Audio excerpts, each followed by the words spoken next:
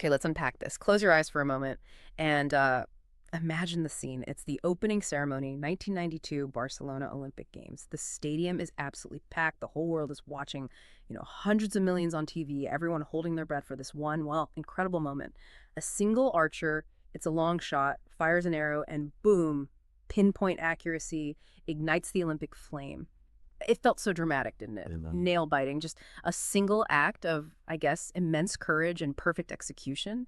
But what if I told you this wasn't just a moment of sporting glory? What if it was the crescendo, a truly audacious urban plan, meticulously designed and executed over 6 really intense years? Exactly. What's fascinating here is that iconic moment. It wasn't merely the start of a sporting event, not at all. It was really the visible symbol of this carefully orchestrated economic miracle. That single act, it represented years and years of strategic planning, transforming an entire city right there on the global stage. So, our mission today on the deep dive is to uncover that secret formula. How did Barcelona manage to go from this, well, economically struggling city to a global powerhouse? And how did it reignite the world's desire to host the Olympics when, for years, cities had basically been running away from the idea? What exactly did Barcelona do differently to pull off this incredible turnaround? It made other cities suddenly want to host again. Right. And if we connect this to the bigger picture, it wasn't just about the games themselves. It was really about leveraging them, Yeah. using them as this massive catalyst for urban renewal, for economic rebirth. And it was all driven by a vision that went, well, far beyond just sports or a two-week event. Okay. So to really get how huge this transformation was, we need to understand where Barcelona started. Before 1936, Barcelona was apparently quite the star. Can you sort of paint a picture for us? What was the city like at its peak? Oh, absolutely. Barcelona was a major European city, truly at its zenith back then. It was a huge industrial hub, producing everything from, textiles to mechanical equipment, a real economic engine for Spain. But it wasn't just industry. It was also this vibrant center for arts and culture. It attracted thinkers, artists from all over Europe. We're talking about the home of Antoni Gaudí, right? Right. His amazing architectural works like the Sagrada Familia. So it's a unique blend, industry and art, a city with immense prestige. And they were so confident they even put in a serious bid for the 1936 Olympics. How far did they actually get with preparations thinking they win? Oh, they were incredibly serious contenders. They even built this advanced Olympic stadium specifically for the bid. It was a real architectural wonder for its time, and they genuinely believed they were going to host. So it was a massive disappointment when Berlin ended up sweeping the votes. They probably thought, okay, another chance will come soon, given their standing. But tragically, that wasn't how it played out, not for decades. Yeah, the story takes a really harsh turn here. That chance just wouldn't come back for, what, 6 decades? What happened? What plunged Barcelona into such a long decline? Well, the city was hit hard, a devastating 60-year period, really. The Spanish Civil War kicked off in 1936, and you had World War II, and after that, 4 decades of, well, urban and economic decay under General Franco's rule.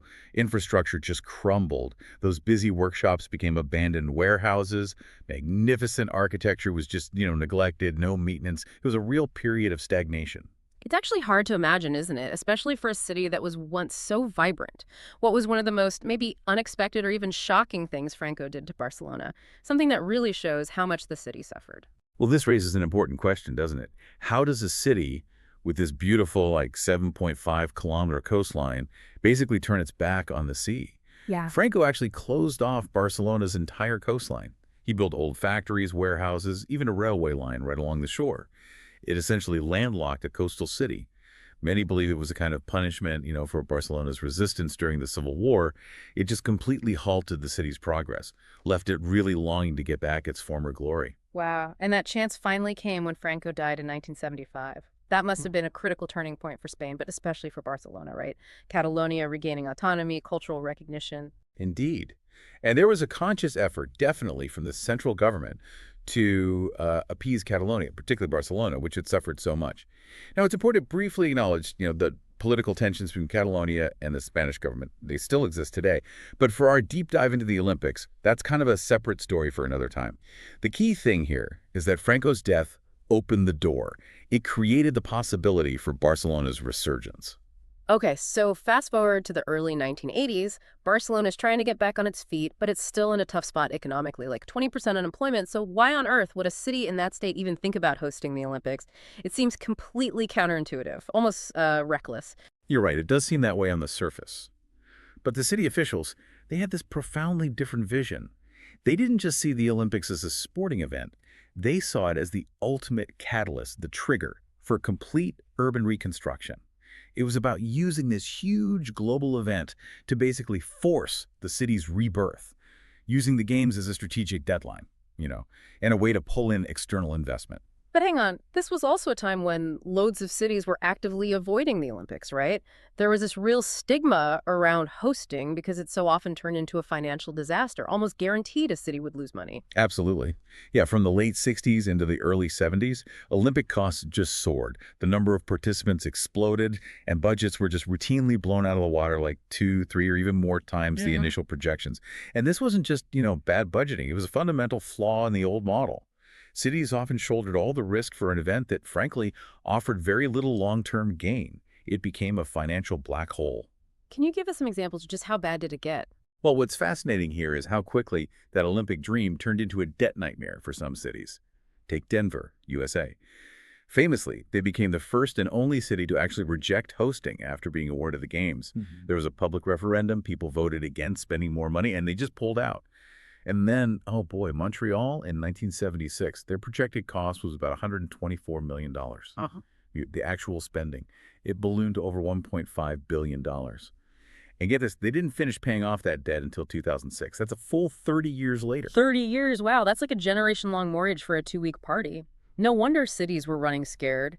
So if nobody wanted the games, how did the tide turn? This brings us to Los Angeles in 1984, right? They ended up being the only bidder. Precisely. And because LA was the sole bidder, they were in this really unique position. They could pretty much dictate the terms to the International Olympic Committee, the IOC, and this led to something completely unheard of at the time. LA didn't just control its budget, it actually made a profit, over $215 million.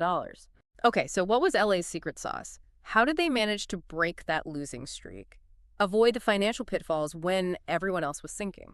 Well, a really significant chunk of that profit came from new television broadcasting revenues.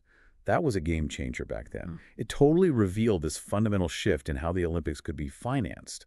Suddenly, they weren't just a sporting event anymore. They were this massive media and marketing enterprise. And that single insight, the fact that a profit was even possible, that changed everything for cities like Barcelona. That success suddenly made the Olympics look attractive again. Right, and for Barcelona, this meant renewed interest, especially, you said, from developing cities. They now saw the Olympics not as this financial trap, but as a global marketing opportunity, a chance to really put themselves on the world map. And Barcelona desperately needed something big, a major project to spark its urban, tourist, and economic revival.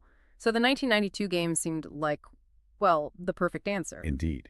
The city was absolutely determined to get the 92 games. But the competition was pretty intense, wasn't it? Barcelona was up against some strong contenders. I think New Delhi, India had a really compelling bid, boosted by its massive population. And then there was Juan Antonio Samaranch, the Spanish president of the IOC. How much sway did he really have? Samaranch's role was definitely significant. He exerted this kind of soft power, working behind the scenes to support Barcelona's bid. But, it wasn't a guarantee of victory or anything. The IOC membership was around 85 people from all over the world. His influence was more about subtle diplomacy, leveraging international interests maybe, rather than just outright changing votes. But then Barcelona got incredibly lucky. India suddenly withdrew its bid right before the final vote, apparently largely due to fears about the high costs involved. And that just cleared the path for Barcelona's victory in 1986. Okay, so 1986, they win the bid. And from that moment, the real hard work starts. But beyond just hosting a successful sporting event, what were Barcelona's bigger, more audacious goals? What was the grand plan? Right. So the administrative bodies set up for the Games, they immediately laid out two very clear, very ambitious objectives for the city. First, become one of Europe's top 6 most visited cities within just a few years. And second, become one of the top 6 global conference centers. These goals were directly aimed at restoring Barcelona's historical prestige, trying to recapture that golden age status it had from, say, 1888 to 1929. Wow. So these big goals, they really drove every decision, every construction project, every bit of development wasn't just about sports venues. Exactly. Every single infrastructure project, every urban development initiative that followed was meticulously designed to serve those two specific targets. It ensured every single investment contributed to that long-term vision for the city. Okay, let's unpack this a bit. They essentially rebuilt the city from the ground up. Tell us about the sheer scale of this urban renewal blueprint. Oh, it was rapid and it was extensive. They built new circular roads to ease traffic flow. They expanded the metro network with new lines. They meticulously improved building facades all over the city, giving everything a facelift.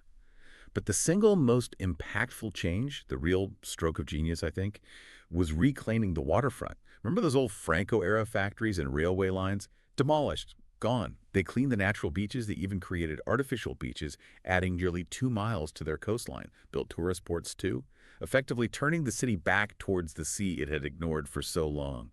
And this wasn't just, smart budgeting.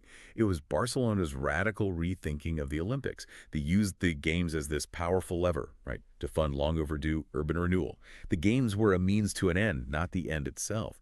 And that strategic allocation of funds, that became the true Barcelona blueprint. Oh, and that Olympic Stadium, the one built for the 1936 bid. It was revived, revamped, ready not just for sports, but for concerts, other big events. And they also built the Olympic Village, right? On 100 hectares of old industrial land. What happened to that after the Games? Yeah, the Olympic Village was another prime example of really forward-thinking planning. It housed, I think, 9,000 athletes during the Games. But crucially, it wasn't just temporary housing thrown up.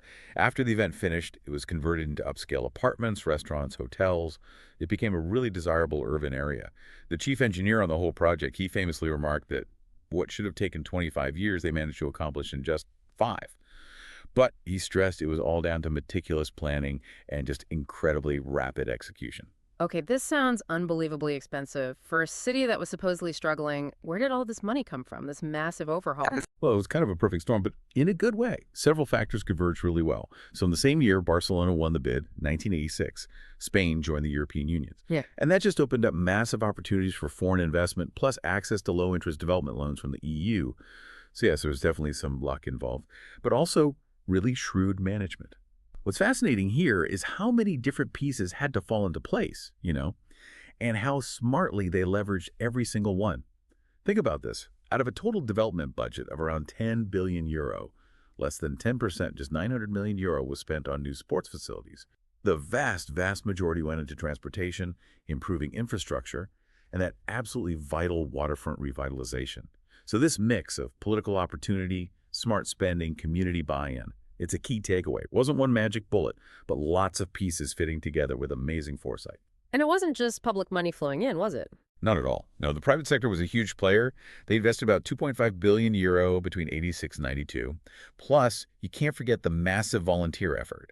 That contributed significantly to keeping costs down. Over 100,000 volunteers stepped up, driven by just immense local enthusiasm, this real desire to showcase their city to the world.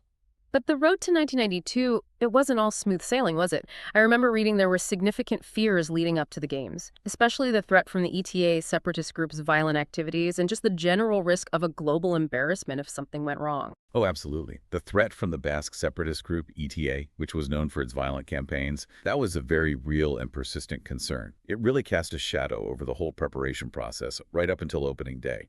However, despite all those fears, the 1992 Games went off without a single incident.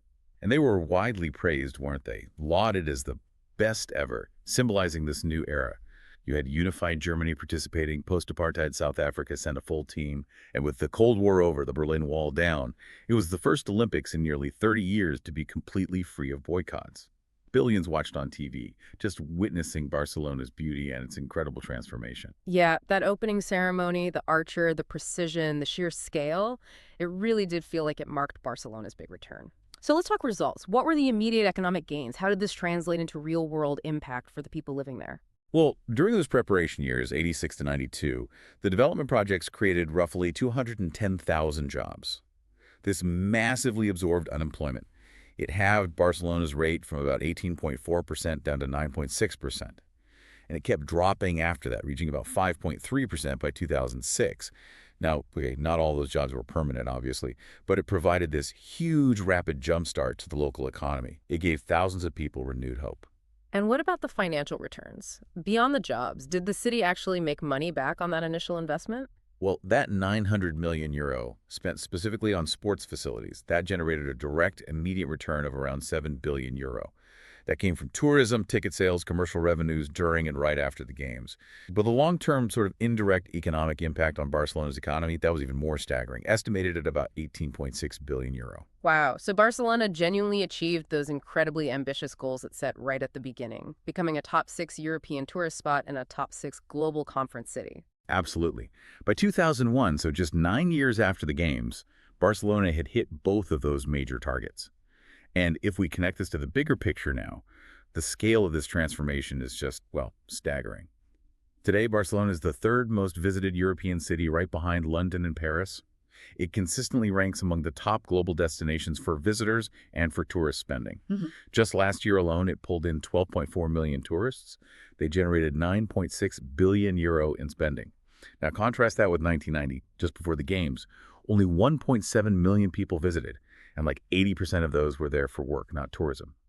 So the city didn't just host an event, it orchestrated this incredible economic and cultural renaissance. It set a completely new benchmark for how you could use strategic event hosting for urban renewal. That is an incredible shift. And the irony now, as you mentioned, is that Barcelona faces the problem of over-tourism. Residents are actually protesting because there are too many visitors. What an amazing turnaround for a city that was once, landlocked and economically stagnant. It really is.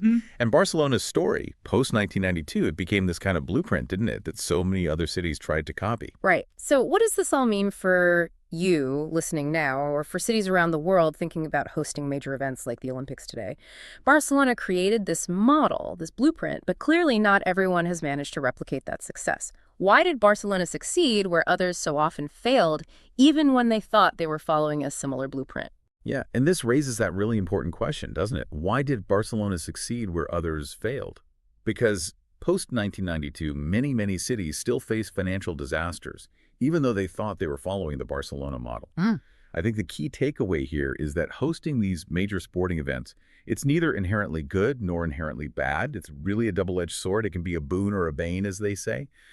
And it seems entirely dependent on a city having really clear objectives beforehand. Yeah. And just the sheer shrewdness of its project management. Knowledge is most valuable when it's understood and applied properly. And Barcelona's story truly highlights that. It's really about the strategic vision and the execution, not just about the event itself. That's a really powerful reminder, isn't it, of the incredible impact of foresight, meticulous planning, and just having a bold vision to transform an entire urban landscape. So next time you see a city bidding for a major event, maybe think beyond just the spectacle. Consider the hidden blueprint that might be guiding its ambitions.